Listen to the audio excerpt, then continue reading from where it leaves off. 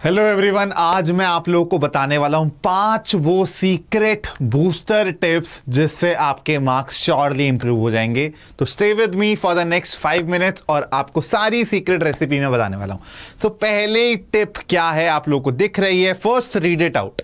Stick to NCERT/exemplar/PYQs। मैंने बार बारी इस पे बहुत ज्यादा फोकस किया है। आपका प्रोसेस क्या होना चाहिए, सबसे पहले आपको NCERT के सारे क्वेश्चन, सारे एग्जांपल्स चैप्टर वाइज, फिर एग्जाम्पलर, और उसके बाद जो सबसे ज्यादा इंपॉर्टेंट है बच्चों चीज वो है PYQs, बिकॉज वो ही क्वेश्चंस बार बारी रिपीट होते हैं। आपको समझना पड़ेगा, नए क्वेश्चंस नहीं बन रहे हैं, पुराने क्वेश्चंस ही रिपीट होते रहते हैं विद डिफरेंट फिगर्स। तो ये थी पहली टिप, तो आपको इसको जरूर फॉलो करना है। व्हाट्स द नेक्स्ट टिप, चलो भाई देख लेते हैं। टिप 2 क्या कहती है गगन सर की, complete your syllabus once at least 10 days prior to your pre board. अब आप सबकी प्री बोर्ड की डेट्स आप लोगों को पता चल गई होंगी, ठीक है।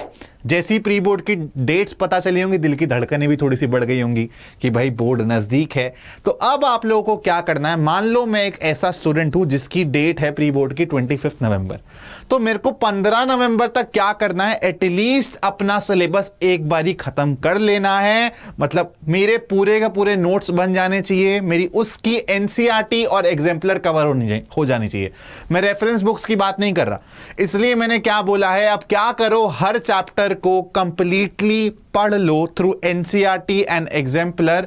This is your syllabus completion. इसका मतलब है कि आपने अगर सारे के सारे चैप्टर्स अपने NCERT से और एग्जाम्पलर से कवर कर लिए, दैट मींस आपका सिलेबस कंप्लीट हो गया है। अब हम क्वेश्चन प्रैक्टिस और कर सकते हैं, बट फर्स्ट मेक श्योर आप अपने सारे के सारे चैप्टर्स कवर कर लेते हो। दैट मींस सारा सिलेबस कवर कर लेते हो 10 days prior to pre boards, ताकि आपके पास बच्चों 10 दिन बचें to just practice the PYQs and different type of questions, ताकि प्री बोर्ड में जाते वक्त, एग्जाम हॉल में घुसते वक्त आपके दिमाग में, आपके जहन में ये बात हो कि मैंने बहुत मेहनत करी है, मैंने हर टाइप का प्रॉब्लम सॉल्व किया है।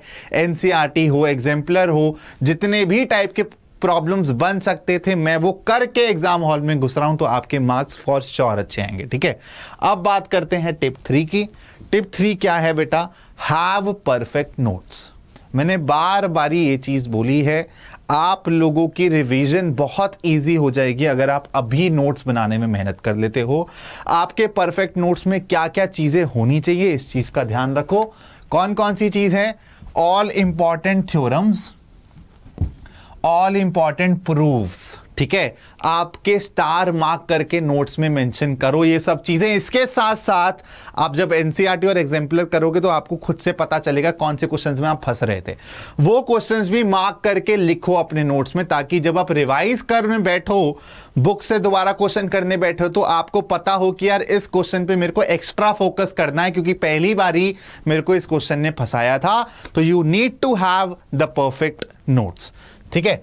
उसके बाद बेटा मेरी टिप क्या है, 4th टिप क्या है, अपना एम चिपका दो कहीं दीवार पे, ठीक है। क्योंकि दिक्कत क्या होती है, परेशानी क्या होती है आपको जो नेक्स्ट 2 महीने में आएगी, आप लोगों को आएगी प्रॉब्लम इस चीज की कि किसी दिन आप बहुत अच्छा फील करोगे, कॉन्फिडेंट फील करोगे, अगले दिन मान लो प्रॉब्लम्स नहीं हुई या फिर नहीं आया कोई इंटरनल स्कूल के एग्जाम में मार्क्स, तो आप लोग डाउन हो जाओगे, डिजेक्टेड हो जाओगे। लेकिन अल्टीमेटली आपको एक अपनी दीवार पे एक बड़ा सा चार्ट पेपर ले लो या फिर A4 साइज शीट ले लो, उस पर लिख दो बड़ा बड़ा 95%, 97%, जो भी आप टारगेट करना चाहते हो।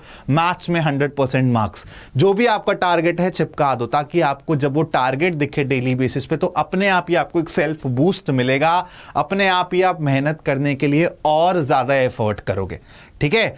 अब आपको कॉन्फिडेंट रहना है, ठीक है, सेल्फ डाउट बिल्कुल नहीं करना है। कोई बात नहीं, नहीं बने, आज कम प्रॉब्लम्स बनी, आज कम मार्क्स आए, और मेहनत करेंगे और मेहनत करेंगे, मेहनत करते चलो, आप लोगों को फॉर श्योर उसका रिजल्ट दिख जाएगा जब आप एक्चुअल बोर्ड एग्जाम में जाके बैठोगे।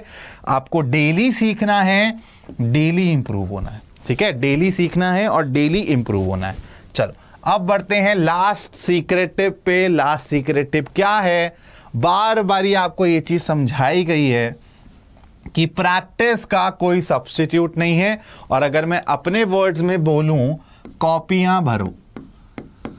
ठीक है, अगर आपको मैथ्स में अच्छा स्कोर करना है तो आपको ये टिप फॉलो करनी पड़ेगी, दैट इज कॉपियां भरो। जितनी कॉपीज भर सकते हो, जितनी प्रॉब्लम सॉल्व कर सकते हो करो।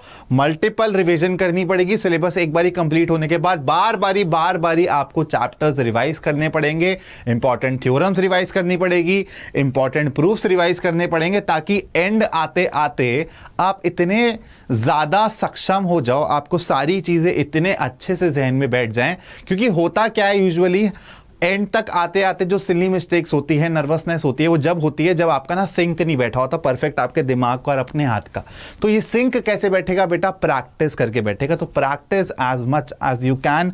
और सैंपल मॉक्स मैंने 2 लाइव मॉक करवाए भी हैं यूट्यूब पे, ठीक है, जो बच्चों ने काफी पसंद भी किए थे। तो आप देख सकते हो आपको कैसे टाइप के मॉक्स प्रैक्टिस करने चाहिए। वो एग्जैक्ट उसी पैटर्न पे थे जैसा आपका एग्जाम में पैटर्न आने वाला है। तो ये थी गगन सर की 5 सीक्रेट टिप्स। आई होप आप इसको फॉलो करोगे, और यकीन मानो अगर आप इसको फॉलो करते हो तो आपकी गाड़ी ऐसे ऊपर जाएगी। चलो, good luck and best of luck बच्चों।